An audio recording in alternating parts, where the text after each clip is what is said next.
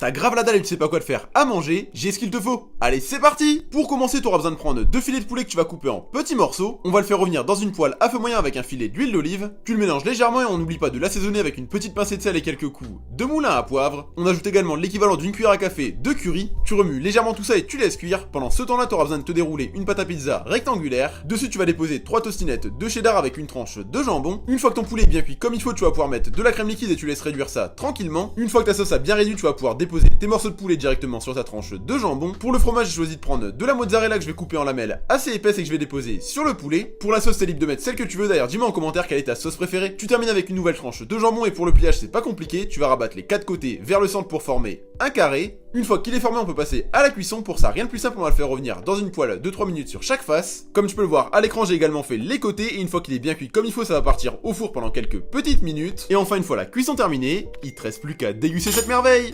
L'hiver est de retour et pourquoi pas fêter ça avec une recette de pâtes à la raclette, hyper gourmande. C'est parti! Tu vas commencer par faire chauffer de l'eau dans une casserole avec une pincée de sel. Une fois qu'elle est arrivée à ébullition, tu vas pouvoir mettre les pâtes de ton choix. D'ailleurs, dis-moi quelles sont tes pâtes préférées. Ensuite, tu auras besoin de prendre 2 beaux filets de poulet que tu vas couper en petits morceaux. Pour la cuisson, rien de plus simple, on va les faire revenir dans une poêle avec de l'huile d'olive. Tu les laisses cuire à feu moyen et pendant ce temps-là, tu auras besoin de prendre un oignon blanc. Tu vas tout d'abord couper les 2 extrémités et ensuite tu vas le couper en 2 puis en fines lamelles. Une fois que c'est fait, tu vas pouvoir le couper en petits morceaux et ajouter tous tes morceaux d'oignon dans ta poêle avec ton poulet. On laisse dorer le tout pendant environ 5 à 6 minutes et une fois que c'est bien doré, on va ajouter de la crème liquide légère. Tu la laisses réduire pendant quelques petites minutes et comme tu peux le voir, la crème est un peu trop épaisse. On va la rendre un peu plus liquide en ajoutant une louche de cuisson de nos pâtes. Ça va la rendre plus liquide et onctueuse. On n'oublie pas d'ajouter une bonne pincée de sel et quelques coups de moulin à poivre. Pour la suite, on remélange une nouvelle fois notre sauce et on laisse réduire. On prend l'élément essentiel de la recette, 3 belles tranches de fromage à raclette qu'on va couper en petits morceaux. Une fois que c'est fait, tu vas pouvoir les mettre dans la poêle et tu vas les laisser fondre tranquillement. Une fois que c'est bien fondu, t'as plus qu'à verser tes pâtes dans la poêle, tu mélanges bien le tout et pour finir, il te reste plus qu'à déguster.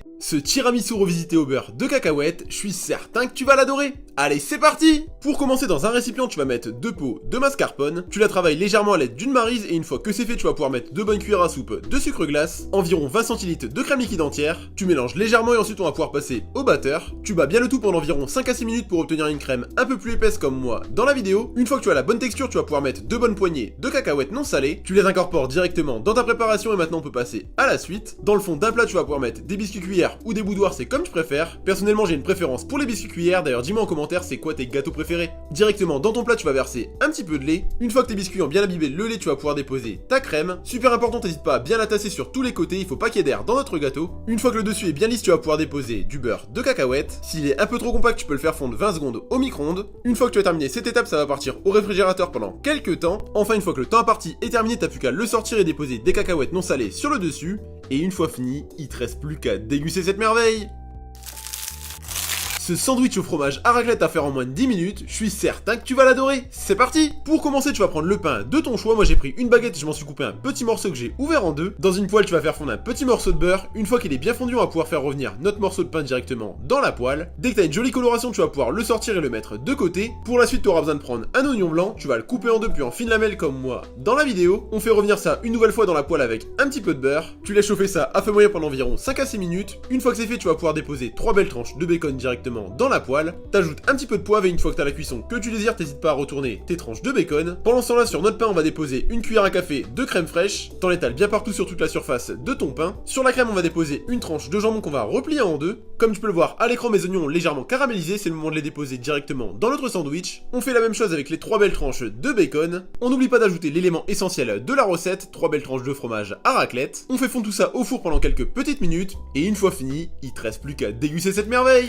Cette recette de burger à faire facilement à la maison, je suis certain que tu vas l'adorer. Allez, c'est parti! Pour commencer, dans une poêle, tu vas mettre de l'huile d'olive et tu vas faire revenir 2 pains à burger de ton choix. Une fois qu'ils sont bien toastés comme il faut, tu vas pouvoir les prendre et tu vas les mettre de côté. Pour la suite, tu vas prendre 2 échalotes, tu vas commencer par couper les 2 extrémités et ensuite tu les coupes en fines rondelles. Dans ta poêle, tu vas faire fondre une noisette de beurre. Une fois que c'est bien fondu, tu vas pouvoir mettre tes rondelles d'échalotes. Tu les laisses revenir à feu moyen pendant quelques petites minutes et t'oublies pas de bien saler et poivrer tout ça. Pour le fromage, t'es libre de prendre celui que tu veux. D'ailleurs, dis-moi en commentaire quel est ton fromage préféré. Moi, je me suis coupé 3 fines tranches tranches de maroilles que j'ai fait fondre au chalumeau. C'est un fromage assez fort de ma région, mais en réalité c'est super bon. Bref, une fois que tes échalotes sont bien revenues, tu vas pouvoir les déposer sur ton fromage. Qui dit burger dit forcément viande hachée, tu vas t'en faire une belle boule comme moi dans la vidéo que tu vas faire revenir dans ta poêle. T'hésites pas à bien écraser avec ce que t'as sous la main. Une fois qu'il est bien écrasé, tu vas pouvoir ajouter une petite pincée de sel et quelques coups de moulin à poivre. Tu fais la cuisson que tu désires, pour ma part ça sera cuisson à point. Par-dessus je vais déposer 2 tranches d'emmental et à côté je vais me faire cuire 2 tranches de bacon. Une fois que le fromage est bien fondu, t'as plus qu'à le déposer sur ton pain à burger. Tu termines avec les tranches de bacon et une fois fini, il te reste plus qu'à déguster. Cette tarte aux chèvres, c'est vraiment la tarte parfaite à faire en ce début d'automne, tu vas voir, c'est une pure merveille. Allez, c'est parti. Pour commencer, tu auras besoin de prendre 2 patates douces que tu vas ouvrir en deux. À l'intérieur, tu vas faire des stries et tu vas mettre ça dans un plat qui va au four. Par-dessus, tu vas mettre un bon filet d'huile d'olive avec une petite pincée de sel et quelques coups de moulin à poivre. Tu les retournes comme moi dans la vidéo et ça part en cuisson pendant quelques temps. Pendant ce temps-là, dans une poêle, tu vas faire revenir quelques lardons. Une fois le temps à partie terminé, tu vas pouvoir sortir tes patates douces du four. Tu les retournes et tu vas récupérer la chair que tu vas mettre dans un grand récipient. Pour accompagner tout ça, on va mettre 2 bonnes cuillères à soupe de crème fraîche épaisse. Une nouvelle fois un peu de poivre et du sel. Tu mélanges bien le tout pour obtenir une texture à peu près homogène. Pour la suite, dans un plat à tarte, tu vas déposer une pâte brisée, tu vas rabattre les bords. Au centre de ta pâte, tu vas pouvoir mettre ta préparation à la patate douce et à la crème fraîche. T'essaies de prendre un maximum de surface et par-dessus, tu vas mettre 2 bonnes poignées de mozzarella râpée. Nos lardons qu'on a fait cuire tout à l'heure, on va pouvoir les déposer directement sur notre tarte. Bien évidemment, on va pas oublier l'élément essentiel de la recette, le fromage de chèvre. Tu vas t'en couper quelques rondelles. Tu les disposes par-ci par-là et tu vas faire de la dorure sur les côtés. Tu termines avec une bonne pincée de thym et ça part au four quelques temps. Et une fois fini, t'as plus qu'à déguster.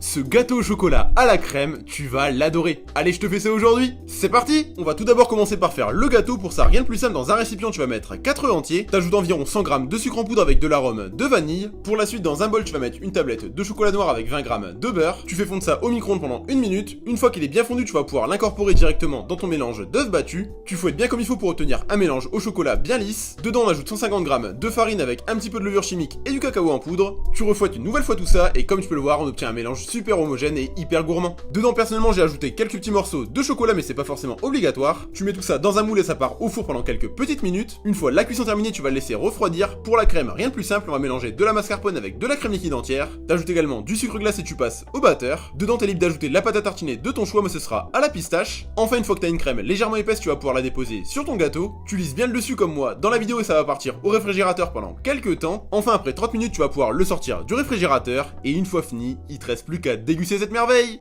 Cette recette de pâte au butternut, c'est exactement la recette qu'il te faut en ce début d'automne. Allez, je te montre comment faire ça aujourd'hui. C'est parti. Bien évidemment, pour commencer, tu auras besoin de prendre un butternut que tu vas ouvrir en deux. Ensuite, à l'aide d'une cuillère à soupe, tu vas enlever tous les pépins. Pour faciliter la cuisson, je te conseille de faire des stries comme moi dans la vidéo. Tu déposes tout ça dans un plat qui va au four et par-dessus, tu vas mettre de l'huile d'olive, une pincée de sel, du poivre et ça va partir au four pendant quelques petites minutes. On perd pas de temps et pendant ce temps-là, dans une casserole, tu vas mettre une bonne pincée de sel. Une fois que ton eau est arrivée à ébullition, tu vas pouvoir mettre les pâtes de ton choix. D'ailleurs, dis-moi quelles sont tes pâtes préférées. Une fois que la cuisson de ton butternut est finie, tu vas pouvoir le sortir et récupérer la chair. Tu vas mettre tout ça dans un grand récipient qui peut aller au mixeur. Par-dessus, tu vas mettre environ 15 centilitres de crème liquide avec 2 bonnes louches de cuisson de tes pâtes. Pour les épices, pour relever le tout, je vais mettre un mélange à la harissa. Je vais également mettre une bonne pincée de thym ainsi qu'une bonne cuillère à soupe de crème fraîche épaisse cette fois-ci. Ensuite, tu passes tout ça au mixeur pendant quelques petites minutes pour obtenir une texture bien lisse et bien homogène. Comme tu peux le voir à l'écran, notre sauce est pas mal du tout, elle est juste un petit peu trop épaisse. Pour la rendre plus liquide, rien de plus simple, on va remettre une nouvelle fois de la crème liquide. Enfin, pour finir, il te reste plus qu'à égoutter tes pâtes et les verser à l'intérieur. Tu mélanges le tout et t'as plus qu'à déguster.